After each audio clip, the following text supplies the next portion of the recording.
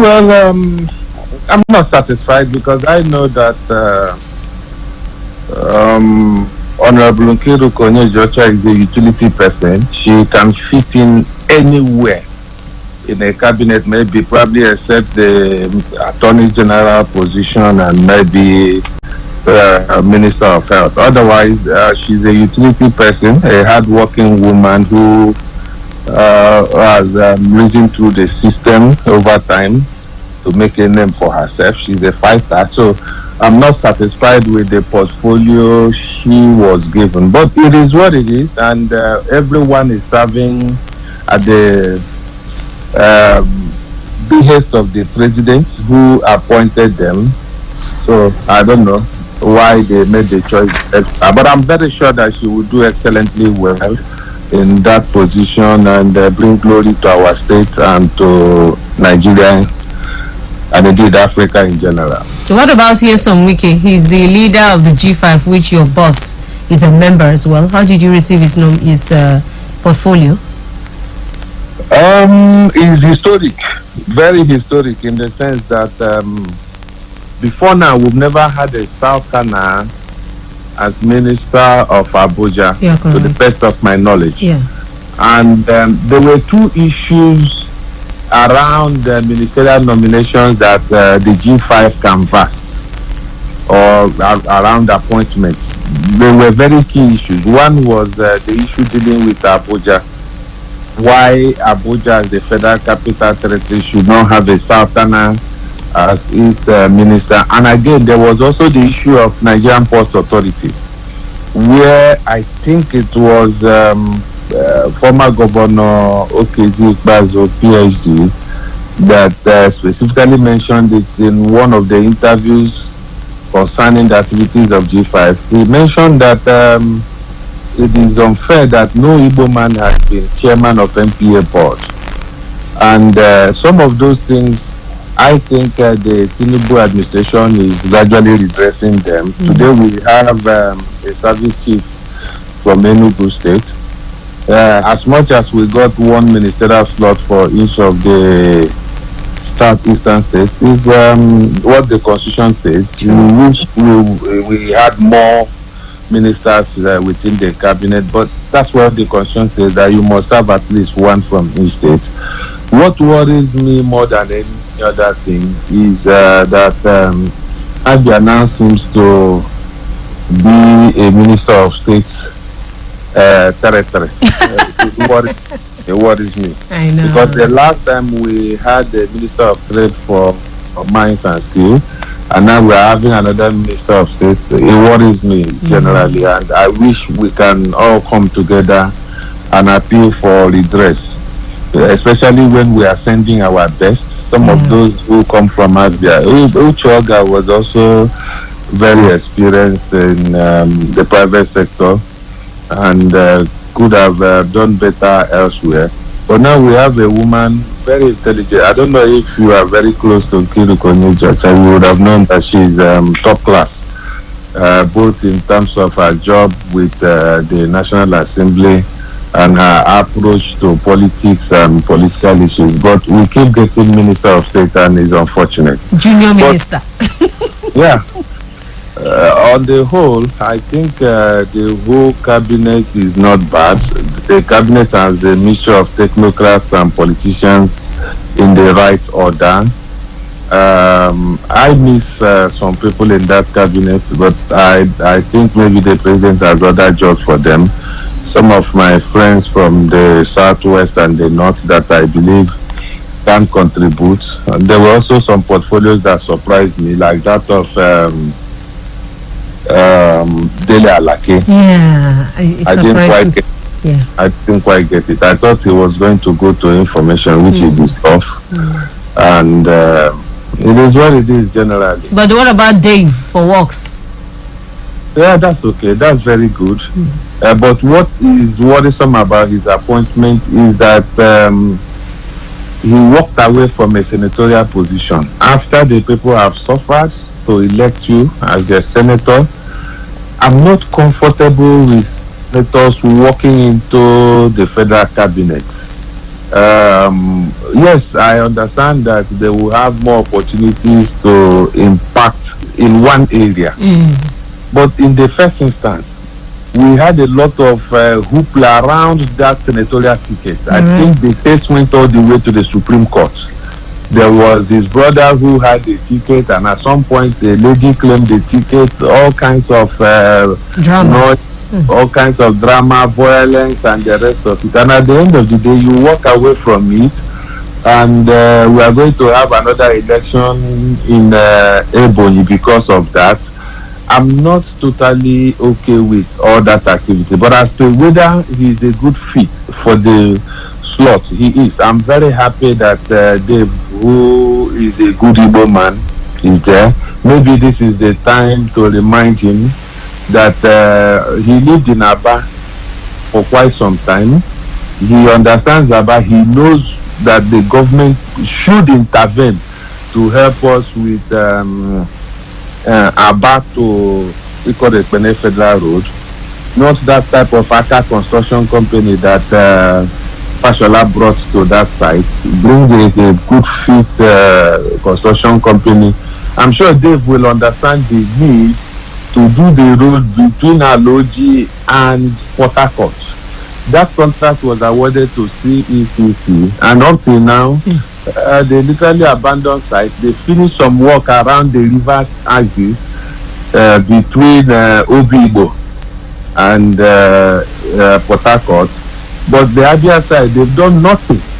And the federal government is supposed to have funded this project. By the way, that project was started during the administration of President Jonathan. We need Dave to also remember that as an Aba boy, that he owes us those two roads in particular. Those two roads. I'm talking about Aba to Ikot-Ekpene Federal Road. Of course, you are aware that former Governor Okezie did about 5 kilometers of that road with rigid pavement, just to make sure that our people stop suffering around Opobo Junction. That place used to be a disaster because my church, Assemblies of God Church, Here Parish, was around there, and I know how many years we were doing jumpology around there just to get to the church. In fact, we were using other roads to approach the church. I also know that former Governor Okezie did even the ancillary roads around that place. But it is not enough. We need federal government intervention to dualize that road up to Ikot-Ekpene. But more importantly and more crucially at this time, we need a direct link to Port Harcourt. Right. And I'm glad that Dave Umahi is someone we can call our friend and brother. It will not be difficult to negotiate with him and discuss some of these issues. All right. If we have the right team in place. Okay, before I ask the next question, for the records, I'd just say Adogun, a Yoruba man, was the first minister of FCT. So Wike would be joining that list as the second minister of the FCT. Okay, you mean Southwest? Well, South as a whole. This would be the second time a Southerner will be holding that position. Okay. Well, I was looking at South from our side. Adogun, was it under Shoneko or who? When was that? Well, that should be in the 80s. Oh, okay. All right. Okay, that's fine. All right, so let's move on now. Another talking point as far as national policies are concerned is the issue of subsidy removal.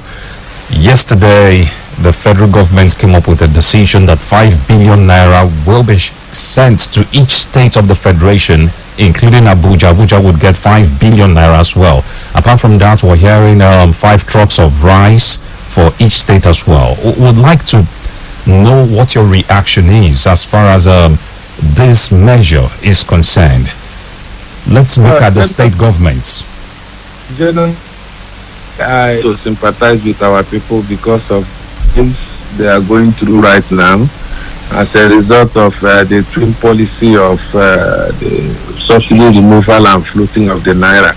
I know that people are really going through a lot. People are learning how to trek. A lot of families are sleeping without knowing where the next food will come from. But I want to encourage our people to keep working hard. As Ndibo and as Abia, we are generally not beggars. We don't beg. If you see any beggar around Aba, check very well that person is not from Abia. We work very hard.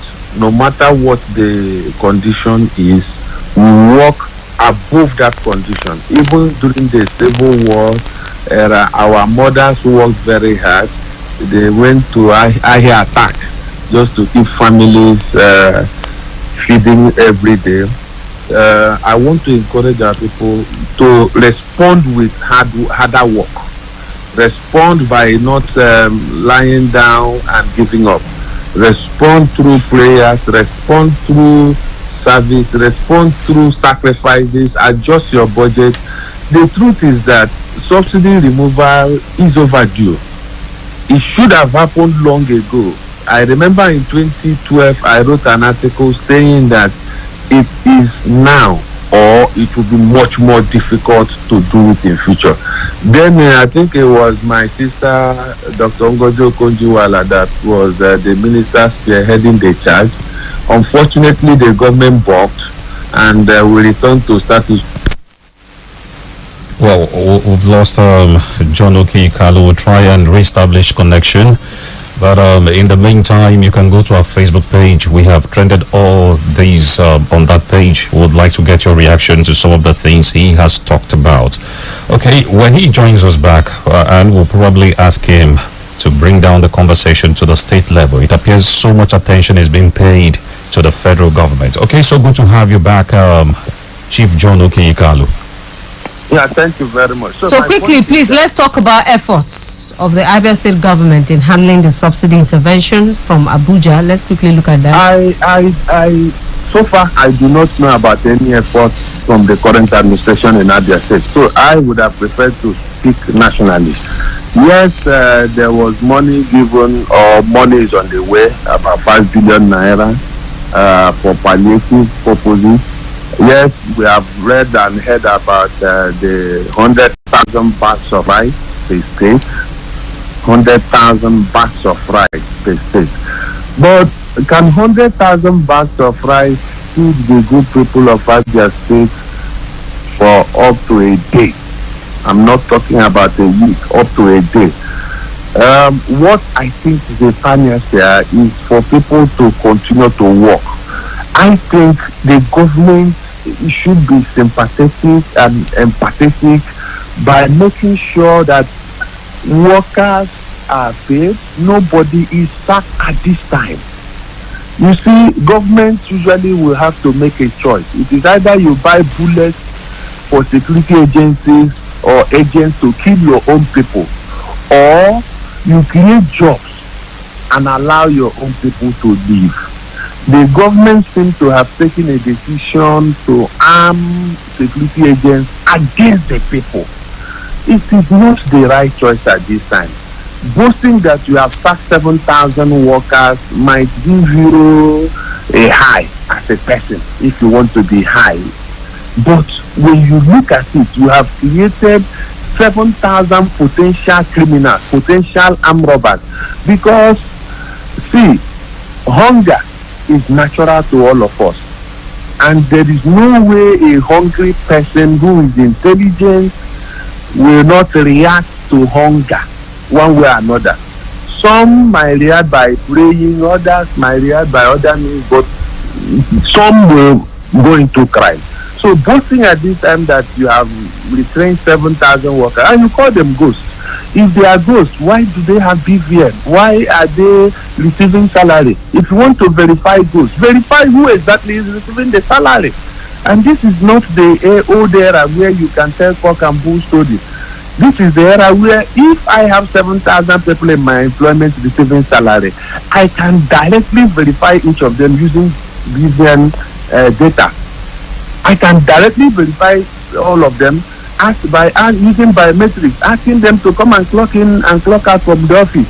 You can't just at this time, when we have very tough situation across the country, be boasting that you have sacked 7,000 simply because you didn't employ them. No, it is a wrong approach. What you are doing is to create potential criminals and then buy bullets for security agents to kill our own people. You must realize that they are our own people. When you swear your oath of office, these are the people you swore to protect. these are the same people that came out in the sun to vote for you. These are the same people that seemingly celebrated when you became whatever you became, and you are now sacking them, and you are boasting about it. I sacked 7,000 workers.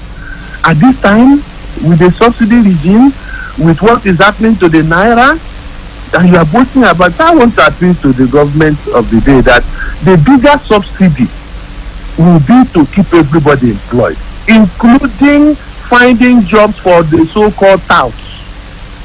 You can't just throw them into the streets and expect that crime level will not go up. All right. What you do is to find alternative jobs for them. You can even enumerate them, even give them uniform, monitor their activities, and give them specific jobs here and there. But to throw them at the people so that they can use their skills against our own people is unconscionable of any government to do. That is more important than sharing 100,000 or 5 trucks of rice. Yes, when they bring the rice, please, number one, make sure that it is the poorest of the poor that will get the rice. Secondly, if you have 5 billion, please target the market woman.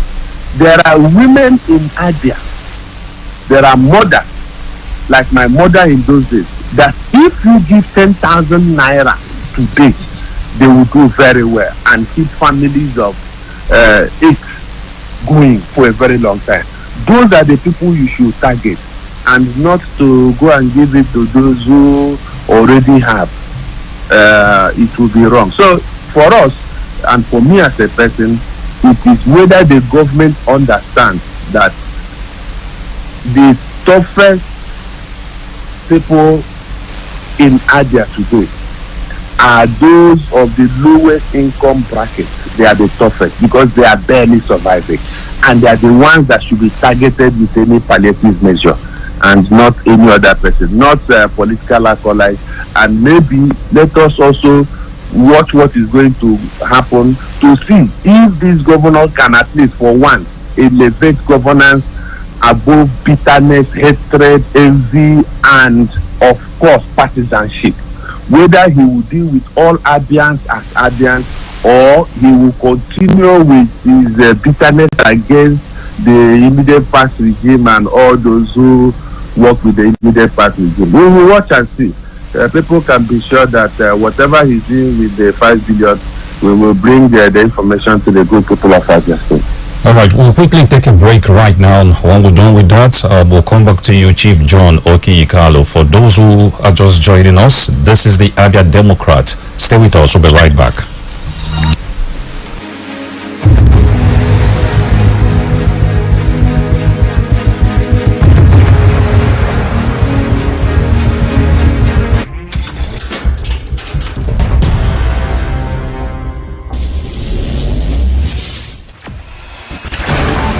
Experience the smooth and strong feeling that consistently surpasses expectation.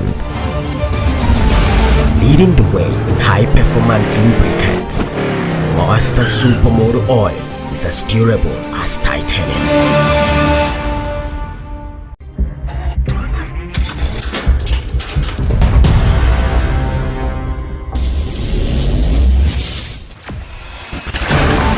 Experience the smooth and strong feeling that consistently surpasses expectation. Leading the way in high-performance lubricants, Master Supermoto Oil is as durable as titanium.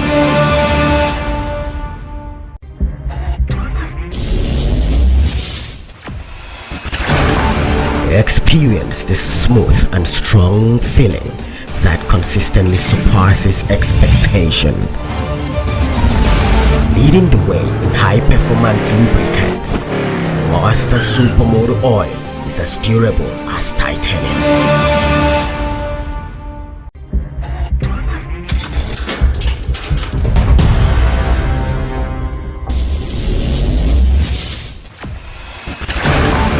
Experience the smooth and strong feeling that consistently surpasses expectation. Leading the way in high-performance lubricants, Master Supermoto Oil is is as durable as titanium.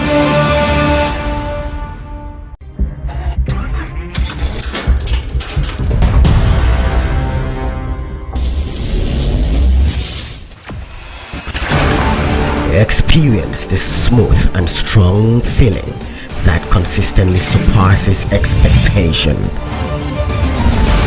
Leading the way in high-performance lubricants, Monster Supermoto Oil is as durable as titanium.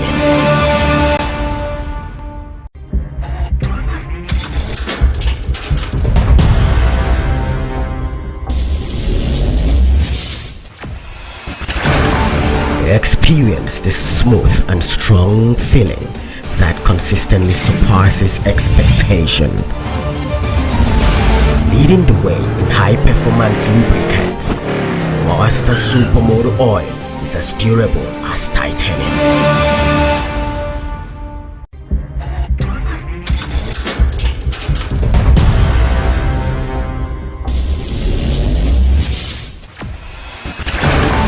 Experience the smooth and strong feeling that consistently surpasses expectation. Leading the way in high-performance lubricants, Monster Supermoto Oil is as durable as titanium.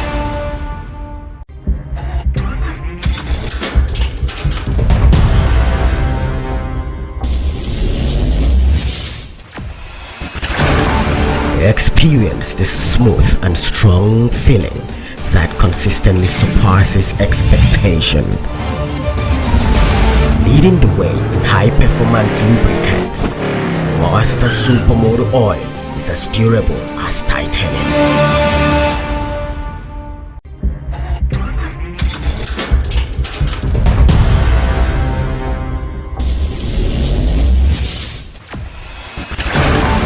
Experience the smooth and strong feeling that consistently surpasses expectation. Leading the way in high-performance lubricants, Monster Supermoto Oil is as durable as titanium.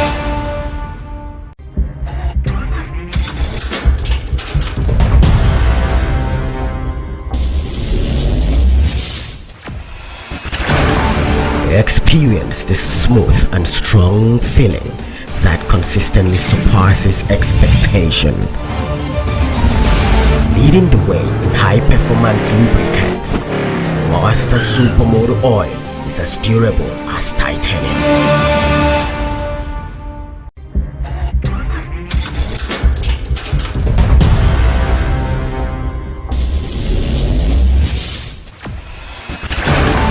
Experience the smooth and strong feeling that consistently surpasses expectation. Leading the way in high-performance lubricants, Monster Supermoto Oil is as durable as titanium.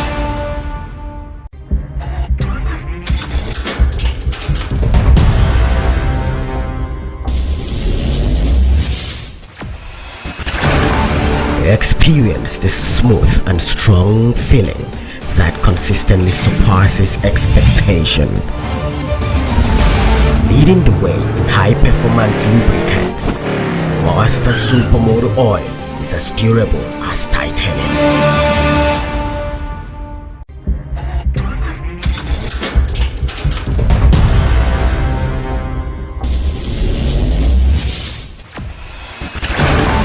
Experience the smooth and strong feeling that consistently surpasses expectation. Leading the way in high-performance lubricants, Monster Supermoto Oil is as durable as titanium.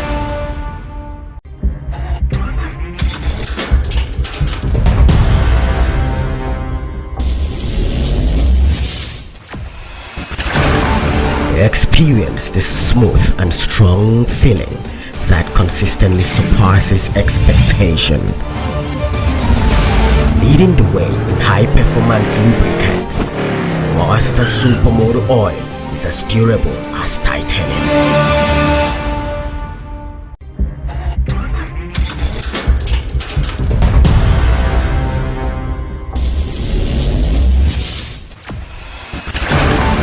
experience this smooth and strong feeling that consistently surpasses expectation. Leading the way in high-performance lubricants, Master Supermoto Oil is as durable as titanium. That the Attorney General designate opted to show up physically, to show presence. We are aware that some of these things are being manipulated from outside the Abia State, particularly one former minister in Rivers State.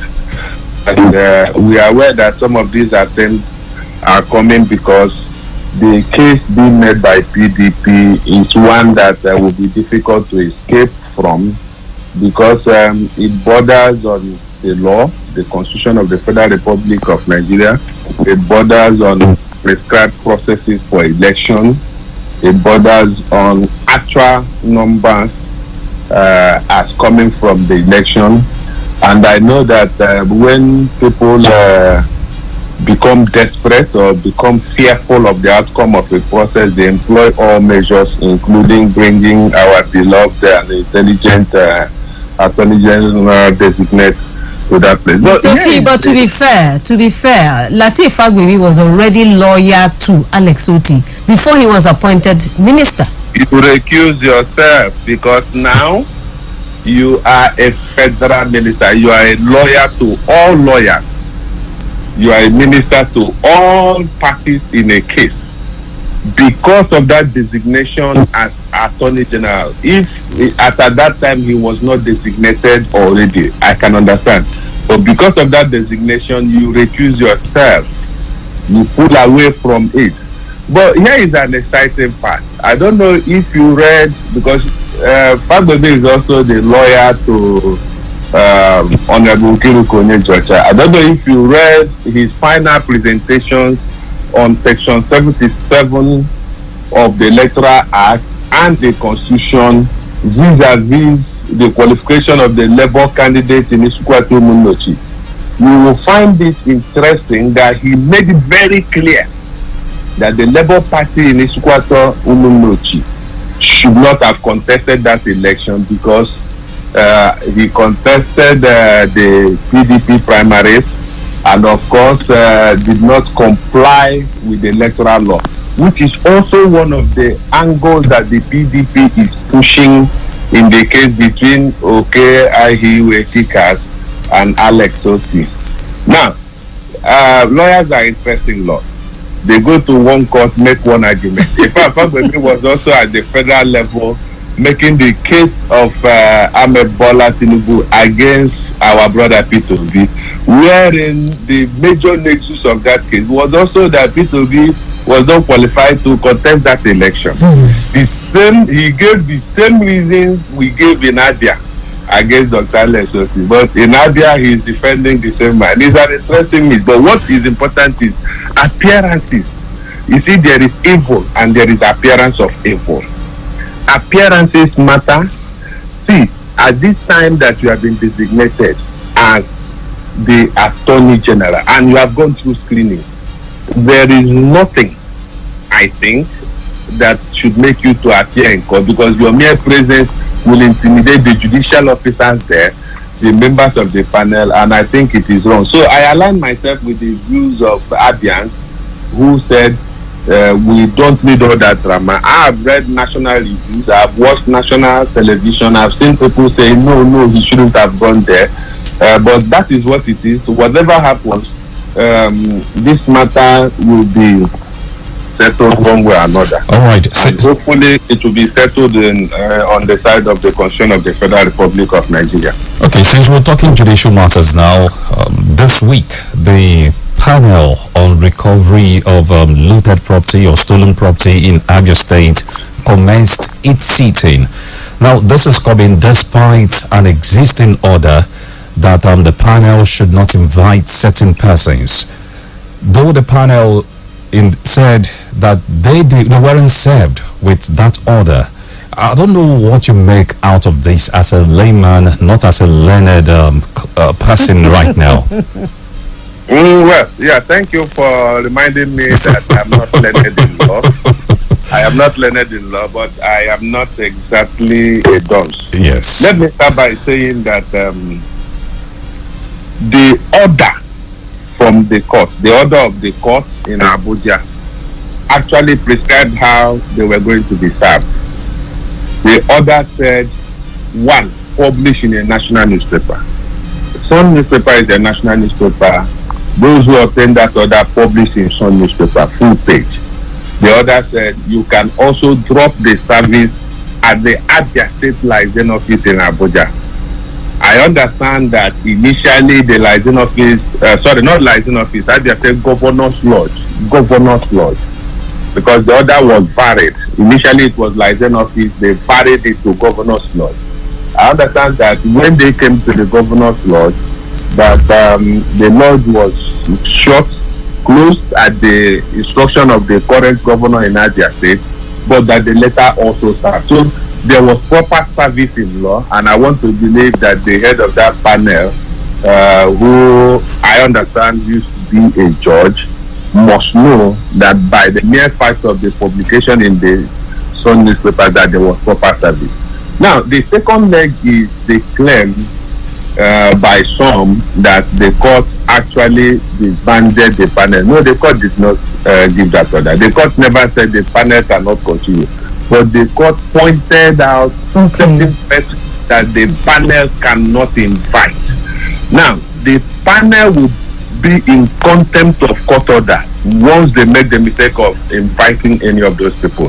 Whether they say they have been served or not is of no moment, but let them invite any of those people for any reason at all, and then they will understand that cannot be later, because you cannot seek to do justice while at the same time disobeying orders of court. So I think there is nothing to worry about. They can continue doing what they are doing as long as they do not hold the federal high court in Abuja in contempt. And so far, I have not seen anything that suggests to me that they are holding the court in contempt. So we keep going, we keep watching, and we'll see where it leads. Okay, John Okiyikalo, thank you for your thoughts. Another issue that trended this week in the state is the ban on commercial motorcyclists, what we popularly call Okada. There were a whole lot of reactions.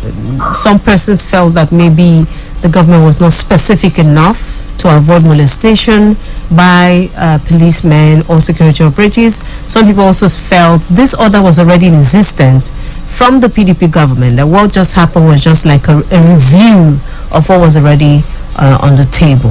What's your thought on this? My thought is that when you are governing with bitterness and hatred, that you make certain mistakes that you ordinarily wouldn't have made.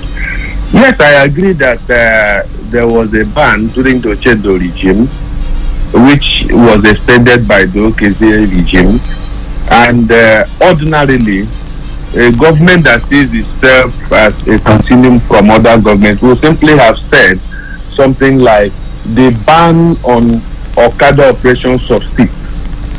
But this is a government that does not want to be associated with anything that was done by the past administration, and would only want to use roads done by the past administration, will go to project sites, or even they would even go to social media to claim the project of the past administration without giving credit, which is unfortunate. Just within the same week, they sponsored people to claim credit for Enyimba Mall in Aba, which was commissioned during my watch as Commissioner for Trade and Investment.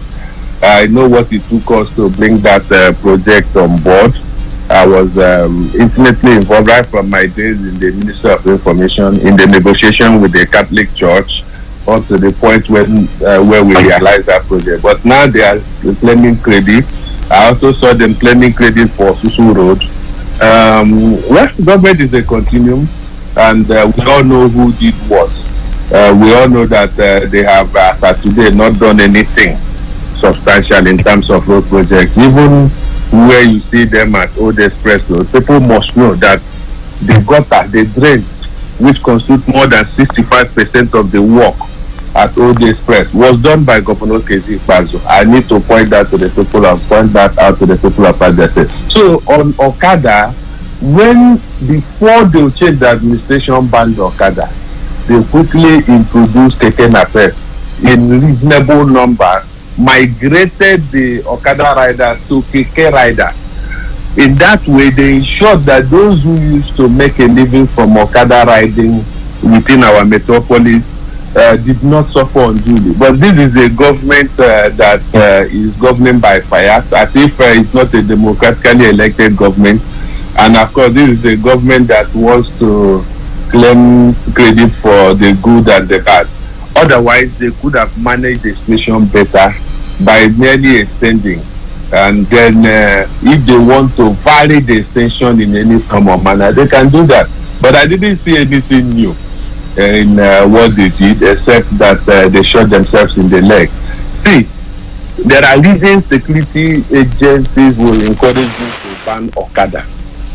In our days in office, we found out that a lot of the robbery going on were being perpetrated using Okada. And we wanted to push back. And we decided that they can continue operating around the rural area, but not in the major urban center. It was going to be faced because we didn't have enough resources to also fund Keke for rural area at that time. We didn't take any measure without considering the effect on our people in our day. But if they want to continue doing things the way they're doing it, I'm sure that in due course there will be a review. 100 days is approaching, and I'm sure that all the good people of Abia State will be looking at how much has this administration received vis-a-vis what the administration of Governor KJ has received. What have they done with their receipts? Because I know that at about this time, Governor Kpazu was preparing to commission 6 roads, or 7, actually 7 roads. And they were all socio-economically important roads. Governor Kpazu was not doing Appiam Way. Now I see pictures on social media, pictures of Appiam Way projects being done. People live around the Appiam Way and people make use of the Appiam Way. You prioritize projects to solve problems. See, you do not go to a construction site simply because your friend lives there. It is wrong. You look at the socio-economic importance of a road project and embark on it for greater good. When you run government of friends by friends for friends, you are not a Democrat. Maybe people live there. Maybe it is your big man friend that lives there. But in Abia State, the people that need focus are those lower income brackets. You want to do projects leading to markets. You want to do projects leading to schools, hospitals, and such places that are important to the people of Abia State. Rather than going to do Appiam Road that will allow your friend to bust into a major project done by your predecessor, I will encourage you to do roads like Ukebu Road. Of course, you know how important Ukebu Road was at that time as far as entrance into Aba. Ehere Road, what do you call it? Omola Road, and the rest of it. So you need to, as a government, prioritize your initial engagement and not to be doing Appiam Way. Appiam Way is something that even in those days in secondary school, we use knife and hoe to create Appiam Way so that we can use it to dodge from school and run into the bush to do all kind of things that young people do in those days. So I'm saying that there will be time for review. That time will come early September, and then we will place figures before the public, and then see this man that has received, I think in his first month in office, he probably received about 2 billion naira. At some point the same year, he received about 1.8 billion naira, and this administration is flush with cash. And we are not seeing that cash giving the people of Abia State better life. This administration is going back on everything they promised. They said they will not tax Abians until we now have better life. I was coming to that, Chief Joe. Okay, if you can hear me, let's talk about the issue of taxation. Earlier on, you did mention the need for the state government to soft pedal on some of the policies. You talked about the sacking of 7,000 workers under the guise of them being ghost workers. Now, the government has introduced or has commenced the collection of revenue. When it came on board, it placed the revenue collection on hold. Some people have the view that that policy, commencing that right now with the hardship and everything, is not really the best. So what would you want, or what would you rather have the government do as regards revenue collection and tax regime? What I want to say is that when you come to power through deception and propaganda, it won't be long before people see your true self. Then I want people of Abia State to go and play back everything we said during the election and see whether we lied at that time. What we were not willing to do was to deceive our people. What we were not willing to do was to say A and do B. Now, if a government has come and the government said, we will not tax people until we have spread prosperity, and you have not even started spreading the prosperity, talk less of spread. You have not started. And then you are like Rehoboam, saying to them that my predecessor chastised you with whip, I will chastise you with snake. It's unfortunate. But revenue collection, IGR in particular, is desirable if approach it honestly. But because you are approaching things dishonestly, there is a tendency to be misunderstood, and that is my own comment on that. Okay, finally, John Okiyekalu, the demolition of some property in Umuahia would have begun this week, but the government moved it up by 3 weeks. The government said it's to enable them to start paying compensation in tranches.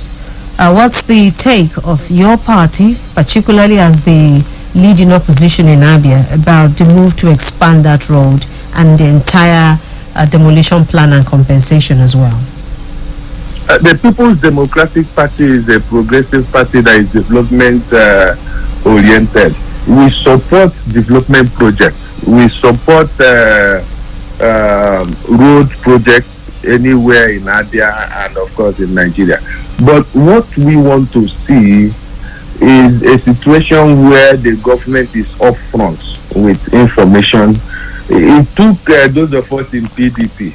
You see, initially, the initial report we had, when we saw documents stipulating that properties are to be demolished in 7 days, we shouted. If we didn't shout, those people that have been saying, oh, leave them alone, let him do his things, leave him alone, all of them would have lost their houses along that axis. I don't mind a project that improves that particular mission hill to 6 lanes. But inside me, I'm asking myself, is this road the most critical in Umuahia at this time? And in answering that question, I am looking at the economic well-being that doing Amuzuku to Bane Market Road would have engendered. That road is about 5 kilometers. It starts from somewhere around the rail line. If you dualize that road, make it 6 lanes and head straight into Bane Market, what you will do is first, you will decongest Itige because people now have a smooth access road to Bane Market. And that means that aesthetics would have improved. Because you said to us that the only reason why you want to do what you want to do at Mission is for aesthetic reasons. Aesthetic. I hope our people understand what that means. Just HMA. Not that the road is bad. But fine and good. But if you move to that particular Amuzuku to Bani Road, one, Ishigate will become decongested because everybody will go to Bani. Two, you will rescue Bani market in a manner that is unprecedented. If I were a government that wants to make impact, I will not go to Mission Hill first to dualize or make 6 lanes. I will first go to Bani. When you are talking about aesthetics, it should be something you do later. And of course, there are alternative courses.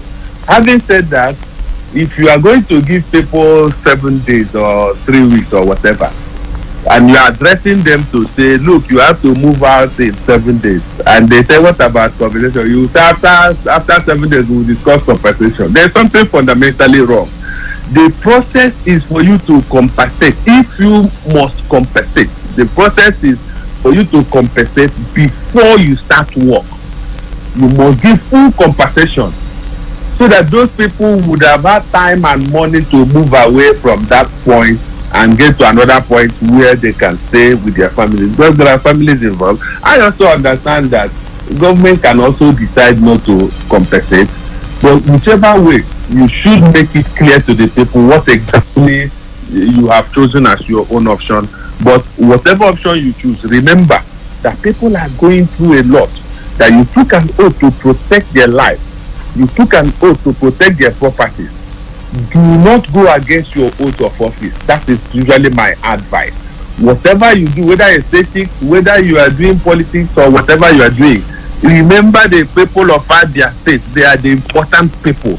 They are the reason why you are there. They are the reason why you took an oath of office. They are the reason why you are driving bulletproof vehicles, why they are going about exposed to criminals. They are the reason why you are now eating in a different kind of plate. You are flying private jets everywhere.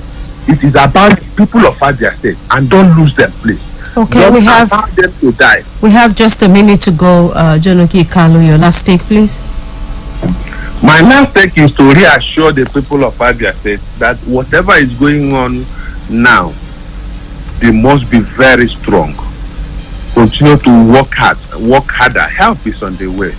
God, who sees the heart of men, who knows all things, is sending help to them, and help will come very soon in Jesus' name. You don't join Jesus inside. Even the slogan. I thought help was here, but JOK saying help is on the way. Is it help was here or hell is here now? I heard that some people say it's hell that is here now. Okay. But whatever it is, I want to encourage our people to remain steadfast. All right. And know that God sees the heart of men, and that in His own time He will do all things. He will make all things good. Okay, thank you, Chief John Okikalu, for obliging us your time this morning. Thank you for having me. And of course, for the listener, we'll be taking a break right now, the remaining 30 minutes.